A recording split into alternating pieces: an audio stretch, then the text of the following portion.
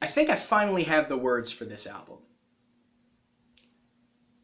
I do not know a single thing about being a gangster. I do not know a single thing about being affiliated with gangs.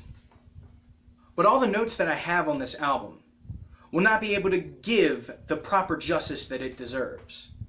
I don't understand a single thing about being affiliated with gangsters, knowing them, growing up in the situation where you either had to fight to live or you lived to survive.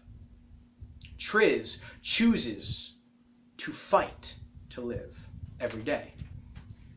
But he is a predator in a room full of prey. That is not what makes music interesting anymore. You don't blend in. You can't blend in anymore. You simply cannot. You have to stand out. But what makes money is blending in. Forming a line in the wave of mumble rap, trap rap, vaporwave, whatever people go after nowadays. It's so difficult to remain individual as an artist. And Trizz definitely stands out with this record. This record is called Ashes and Dust. And this is the perfect personification of I ain't a killer, but don't push me. Tupac once said it, and I think that's the best way to come across with this record. This album shows that gangster rap needs this renaissance. We need this album. We need this album. A lot of people may be thinking, but there's other West Coast rappers that do the exact same thing. Game dropped Documentary 2 and 2.5. Yeah, that's true. Game's definitely a blood. He's a gangster, but we don't know what it's like when you grow up in those dire straits, when you're dealing with that day-to-day struggle of wanting to survive and needing to survive, that you don't know what it's like through the eyes of somebody that doesn't want to represent anything because blood in, blood out, right?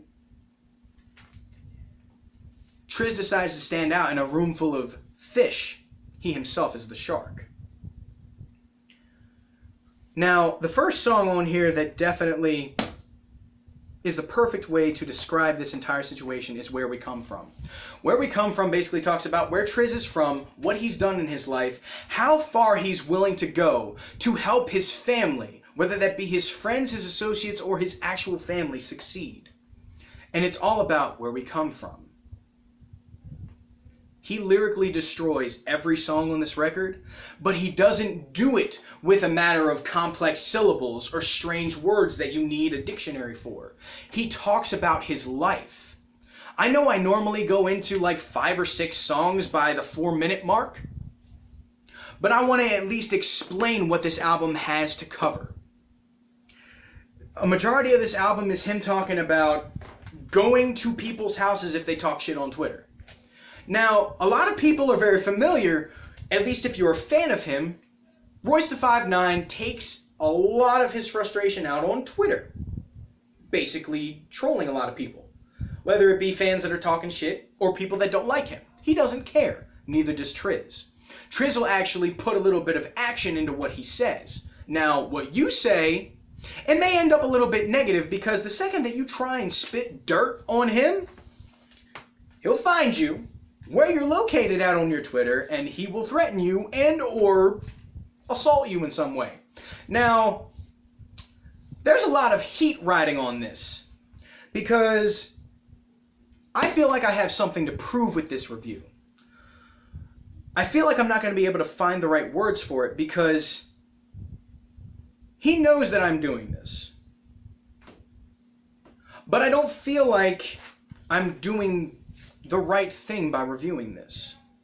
I want everybody to look in the description at this album. I want you to listen to it. Do you remember the first time that you listened to a Tupac record? Do you remember the first time that you listened to a Dr. Dre record? If you want to go even farther back, how about NWA, Ice Cube? Gangster rap is not something that everybody can connect with. Like I said, I cannot connect with it. I'm just a dude that lives in Maryland, man. I live on the East Coast where there are gangsters, but I don't live anywhere near that shit. I live in the suburbs.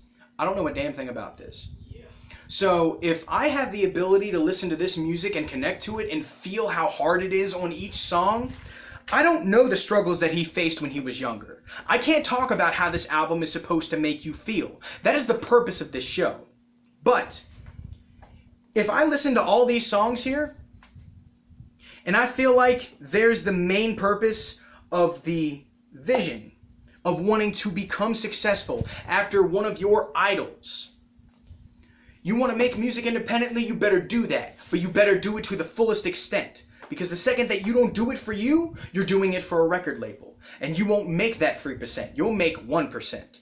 And with that extra 2% going into the record label's pocket, you are having your property stolen from you.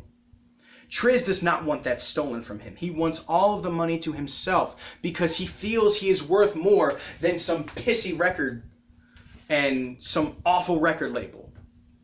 Because the second that you make something that's marketable, it's not good. You can make music that sounds marketable and still have a message inside of it. Cole did that with KOD. But not everybody can do it like all these other artists can. You can't have full creative control when you're on a record label. 9 times out of 10, it's ruled out in the contract. But Trizz decides to go against the grain with this record. He goes against the grain with every record he's ever made. Leatherface, Leatherface 2, this album, even his mixtapes, his duo album with Chewy. Like, you can't make music like this and expect to be marketable anymore because it doesn't scare people. This is the kind of music that used to scare people. You want to talk about going on the back street and shooting somebody? Made people scared in the 90s, made people scared in the late 80s. Why can't you do it now? Because it's so prominent that people won't take your word for it. And that is another thing that he does. He talks it and walks it. The features on here: Jay Perico, King Drew, King ISO, Edgar Sosa. G's verse and hook on Backstreet is amazing. King Drew's verse on The Party, really cool. ISO, I talked about ISO before on the Planet review when he did the Bad Juju verse. But on Backwards, nah man, no one's messing with this dude. But Trizz holds his own with the Brain Sick representative. He does what he does best. And he raps like he lives. He raps well, but he wants to make sure that he has your attention.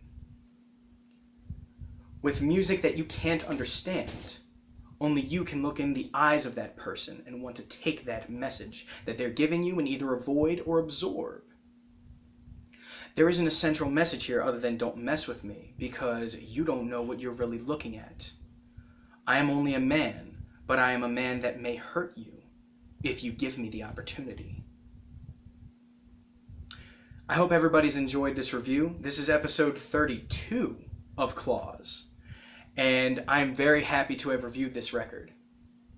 I know I probably couldn't find it the way that other people would have, but I feel like I've done something positive with this. I highly recommend everybody listen to the album. The iTunes link will be below in the description. And for everybody that listens to this, please let me know in the comments. And for the places that I share this, Facebook, Twitter, etc., let me know. Trizz, I hope you had a couple seconds to watch this because I saw you retweeted my tweet. So I hope you enjoyed it. I hope your fans enjoy it because you make good music, man. You have led yourself into this idea of becoming a legend and only following a little bit of an idea that you got from your biggest inspirations. And your inspirations have taken you so far. I'll be reviewing another album next week. It'll probably be Daytona by Pusha T. Until next Friday, I will talk to everybody then. Enjoy the weekend. Memorial Day this weekend. We actually have a 3-day weekend. Ain't that great? Anyway, for people in America. Anyway, enjoy your weekend. Thank you everybody for watching once again. Peace.